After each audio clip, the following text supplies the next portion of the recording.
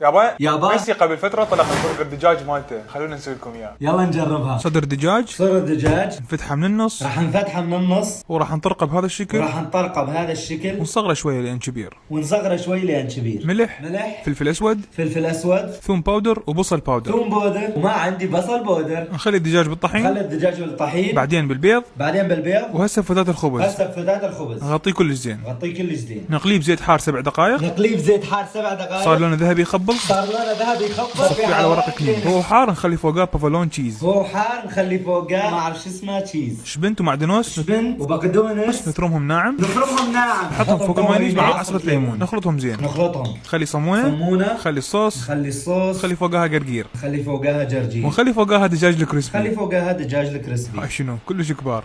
شريحتين طماطة، شريحتين طماطة، وهسه نسد الباب مع شوية صوص. وهسه نسد الباب مع شوية صوص. راح نقصها بالنص، راح نقصها بالنص. شكلها خرافي. شكل